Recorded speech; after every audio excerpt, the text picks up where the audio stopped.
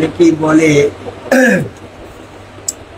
যে আমাদের এই ইসলামের ভিতরে যে 5 ওয়াক্ত নামাজ আদায় করে খেলাধুলো নিয়ে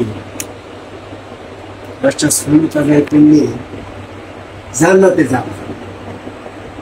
তাদের এই কথার প্রেক্ষাপটে আমি একটা কথা বলি, তোমার ফিরে আসো। কথাটা যদি আজান হয়ে গেল, মসজিদে গেলাম,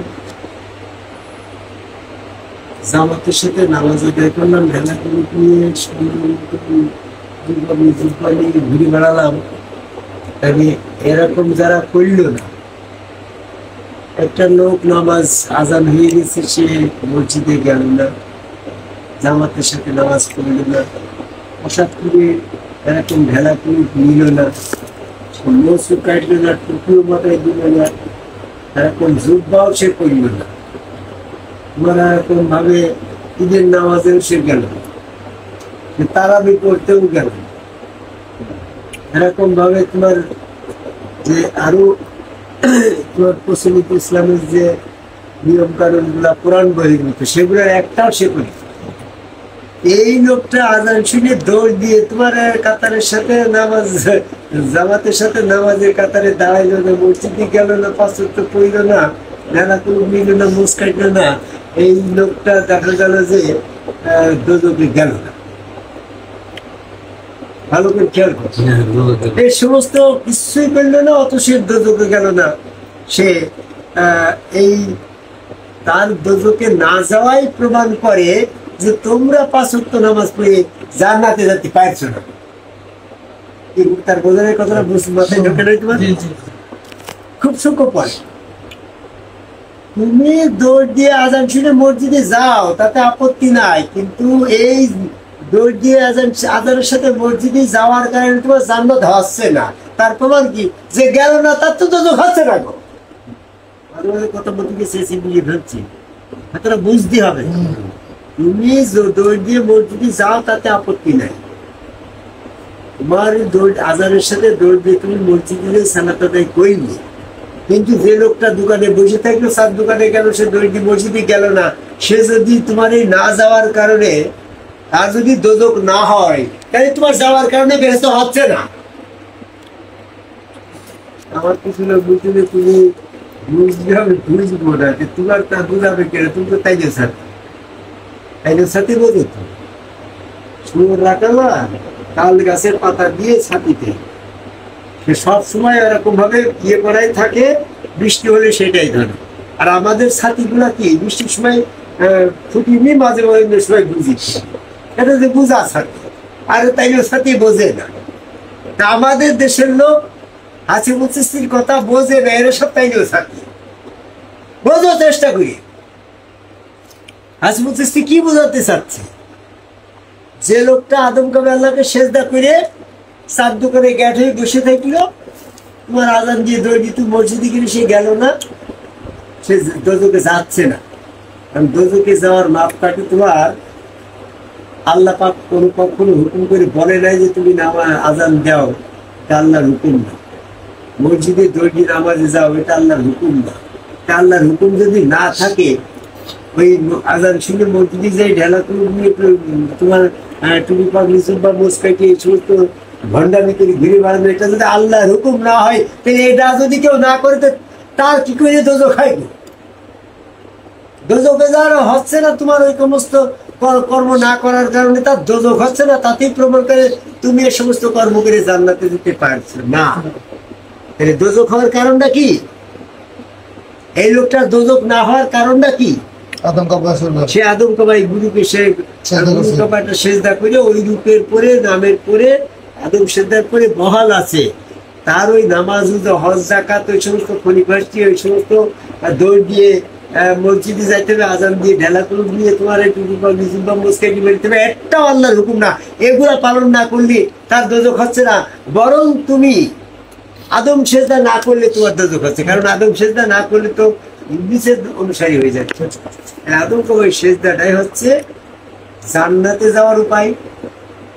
আর যে ব্যক্তি আদম আল্লাহকে সেজদা করে মসজিদে যাচ্ছে না, 5 ওয়াক্ত নামাজ পড়ছে না, জুব্বা ঢেলা কোনো মোজ কাটছে না, তার দোজক হচ্ছে না। কারণ দোজকে যাওয়া না যাওয়ার মাপকাঠি তো ওই আজানে দিয়ে নামাজ পড়ে না। দোজকে যাওয়ার মাপকাঠি তো তোমার এই ঢেলা কুপ নিয়ে এরকম ভাবে মোজ কাটা তুমি জুব্বা না। দোজকে বেহেশতে যাওয়ার মাপকাঠি হচ্ছে আদম সেজদা। এই আদম সেজদা যে করেছে, হ্যাঁ, তার জন্য বেহেশত, হ্যাঁ, নির্দিষ্ট হয়ে গেছে। আর যারা আদম সেজদা করবি তাদের জন্য দোজক নির্দিষ্ট হয়ে গেছে। তুমি আজান শুনে মসজিদে যাচ্ছ, যাও, কিন্তু যে লোকটা যাচ্ছে না, তার যখন না যাওয়ার কারণে, আজানের সাথে মসজিদে না যাওয়ার কারণে তার যদি দোজক না হয়, তাহলে তোমার যাওয়ার কারণে জান্নাত হবে না। কি বলুন কথা? বরং যে লোকটা আদম সেজদা করছে আর তুমি করছো না, তোমার না করার কারণে, আদম সেজদা না করার কারণে তোমার দোজক হচ্ছে, তার করার কারণে সে জান্নাত। আমি পৃথিবীর সকল মানুষকে এরকম বলি, তুমি তাইলেও সাথী হইলে তুমি একটু বোঝো, মৃত্যু সবার জন্য। তাবলীগ করো বলে তোমার মৃত্যু আলাদা। হ্যাঁ, আমরা চিশতিয়া তরিকা আদম সেজদা করি বলে আমাদের মৃত্যু আলাদা, এমনটা নয়। সকলেরই মৃত্যু একই পদ্ধতিতে, মৃত্যুর পরে জান্নাত জাহান্নামের বিচার ব্যবস্থা একই পদ্ধতিতে। আল্লাহ পাকের কোরআন সার্বজনীন সবার জন্য। কোরআনে যখন বলছে আদম আল্লাহকে সেজদা যারা করছে না, তারা সেদিন আল্লাহ পাকের পায়ে সেজদা দিতে পারছে না, কথা মানতে তোমার অসুবিধা কোথায়? যার সাথে তোমার বিরোধ আছে বলছে, সৃষ্টির সাথে তোমার বিরোধ হলে কি হবে? তোমার কোরআনের সাথে, হ্যাঁ, বিরোধ। হাসিবুল চিশতি কোরআনের কথা বলে বলি তো তোমার বিরোধ। হাসিবুল চিশতি কোরআন মোতাবেক মোজ রেখে বলি তো তোমার সাথে বিরোধ। আদম সেজদা করার কথা হাসিবুল চিশতি বলে বলি তো বিরোধ।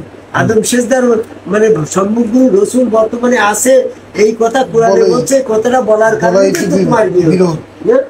এরকম অনেক কথা আছে। আমরা জয়গুরু বলি, জয়গুরু কথা কোরআন থেকে বলতে বলা হচ্ছে, সেটা যদি তুমি না বলো তাহলে এই জয়গুরু বলে বলি তো তোমার বিরোধ। তাই টোটাল প্যাকেজে দেখা গেল হাসিবুল চিশতি কোরআন অনুসরণ করে বলি সে তোমার সাথে, তুমি তার শত্রুতা করছো, বিরোধ করছো।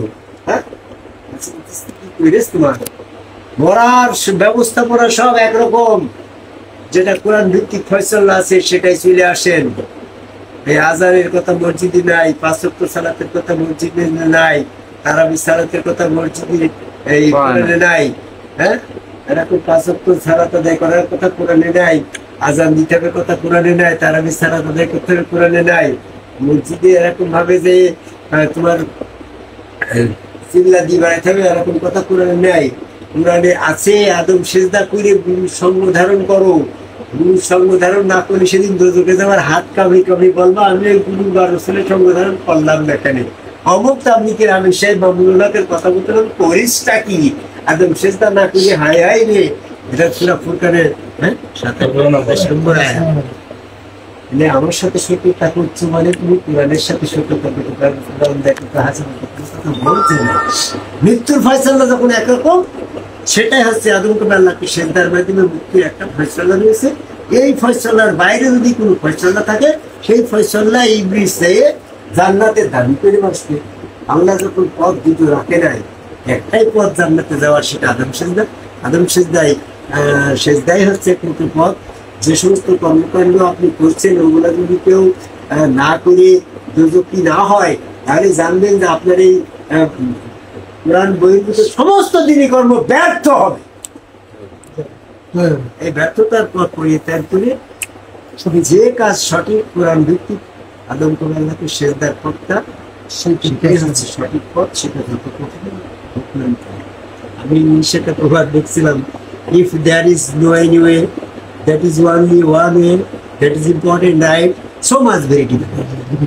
যখন আর কোনো পথ না থাকে, তখন যে পথটা সামনে আসে সেটাই সঠিক। সেটা যত কঠিনই হোক না কেন, সেটাই গ্রহণ করো। কারণ আদম সেজদা ছাড়া জান্নাতে যাওয়ার কোনো পথ নেই। সেটা তোমার কাছে যতই জঘন্য হোক, যতই কঠিন হোক, তোমার ওটাই করেই যেতে হবে। তোমার আজান শুরু মসজিদে যে দড়ি বেড়ি লাভ হচ্ছে না, কারণ তোমার যে আজান শুরু মসজিদে যে সালাত আদায় করি জামাতের সাথে, এটা তোমার সঠিক হইতো যদি এই কাজ যে না করি, তার যদি তুমি দোজখে পাঠাতে থাকতে। আল্লাহ তো এই ক্ষমতা নেই।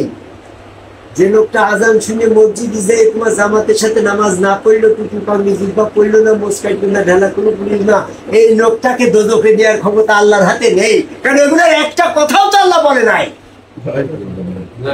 যদি ওগুলার একটা কোথাও কোরআনে থাকতো তাহলে সেই আয়াত অস্বীকার করে তাকে দোজখে দেওয়া যাইতো। বরং তোমাকে আদম সিজদা না করার কারণে একটা অপরাধের কারণে তোমার দোজখে যেতে পারে, এই ক্ষমতা আল্লাহর হাত আছে। এই জন্য আমি বলি, ধরে করে বলে আসছে করে বলে আমার সাথে বলছি না, আমি তো কবেই আদম সিজদা করে 50 বছর আগে করেছি। আমার মুক্তির ফয়সালা 50 বছর আগে আদম সিজদার টিকিট পকেটে করে নিয়েছি। এত গবেষণা করে কার জন্য প্রকাশ করছে? তোমার 5 লোকের পথে আনার জন্য। হ্যাঁ, আল্লাহ পাকের পক্ষ থেকে কোরআন গবেষণা করে আমি জানিয়ে দিচ্ছি, কোরআন রিসার্চ করে বললাম আমি 50 বছর আগে এই সিজদা করছি, আদম সিজদা করেছি। আজকে আমি আরবিতে পড়ে মাস্টার্স করছি, 30টা বছর ধরে কোরআনের পরে গবেষণা করে করে করে করে কোরআনের কোথায় কেমন অবস্থায় আর কি কি বলছে সমস্ত বিশ্লেষণ করে করে করে করে দেখার পরও আমি চাইতে ভার্সিটি থেকে 48টা বিষয়ের করে গ্রাজুয়েশন ডিগ্রি লাভ করার পরেও আমি এই আদম সিজদার মধ্যে সঠিক অবস্থা বিশ্বাস করে টিকে আছি। এর থেকে বড় বিশ্বাস তোমাকে কিডা দিবে? জয় গুরু। এই পথে যদি তোমাকে গবেষণা করতে হয়, আমার যেমন 50 বছর দিয়েছে, তুমি আমার সাথে বিরোধ করতে গেলে তুমি কত বছর আমার সাথে, তুমি কয় বছরের জ্ঞান নিয়ে তুমি আমার সাথে বিরোধ করবো? আদম সিজদার বিরুদ্ধে যাবা? তুমি তো ছাত্র জীবনে কোন রকম একটু পাশ করি যে মসজিদের দায়িত্ব নিয়েছো, না হলে অন্য চাকরি করতে, তুমি মাদ্রাসার প্রিন্সিপাল হয়েছো, তুমি কবে কোরআন গবেষণা করবে? কোরআন গবেষক আছে বলছি, স্ত্রীর কথা যদি তুমি ব্যর্থ না শোনো, তাহলে নিশ্চিত তোমার আদম সিজদা বিরোধী যারা আছে, তাবলিগালা, জামাত ইসলাম, তরমুরা, ফুরফুরা, মানিকগঞ্জ, হিজবুত তাহরির, ইসলাম, কাদিয়ানী, জুব্বাদারি, আদম সিজদা বিরোধী সমস্ত কাফের, এই কাফের দল পরিত্যাগ করে যদি তুমি আদম সিজদাকারী একজন মুমিন ব্যক্তির সঙ্গ ধারণ করে সেই সিজদা ভক্তি করো, তাহলে জান্নাতে যাওয়ার উপায় আছে। তাছাড়া 5 ওয়াক্ত আজান শুনে মসজিদে যেয়ে জুমা জামাত করে জান্নাতে যেতে পারছে না, কারণ ওগুলা যারা করে না তারা কেউ দোজখে যাবে না। দোজখে যাবে শুধু আদম সিজদা যারা না করে তারাই গো। এজন্য কথা আমার বেশি হয়ে গেল। সম্পর্ক পরিচয় আমি করতে চাচ্ছি, আমাদের তরিকতের ভিতরে যারা আদম কামাই সিজদার ভিতরে আছে, তাদের জান্নাতে যাওয়ার টিকিট পকেটে আছে মনে করে নিশ্চিন্তা যাও। বাড়িতে সালাত আদায় করে সূরা ইউনূসের 87 নম্বর আয়াত, দৌড়ি মসজিদে যাওয়ার যদি আযান দিয়ে মসজিদে যাওয়ার কথা আমার আরেকটা আয়াত থাকতে, তাহলে সূরা ইউনূসের 87 নম্বর আয়াতে দিলে তুমি 5 বিঘে সালাত আদায় করো, আয়াতটা মিথ্যা হয়ে যায় না? পরস্পর 2 রকমের কথা কি আল্লাহ বলে নাকি? আমি সংক্ষিপ্ত পরিসরে তাদেরকে বলতে চাচ্ছি, সতর্ক করে যারা মিথ্যার পিছনে, ভুলের পিছনে দড়ি বাড়াচ্ছে, ভুলের পথ পরিত্যাগ করে কোরআন ভিত্তিক সঠিক পথে আসার আহ্বান করে আমার কথা শেষ। জয়।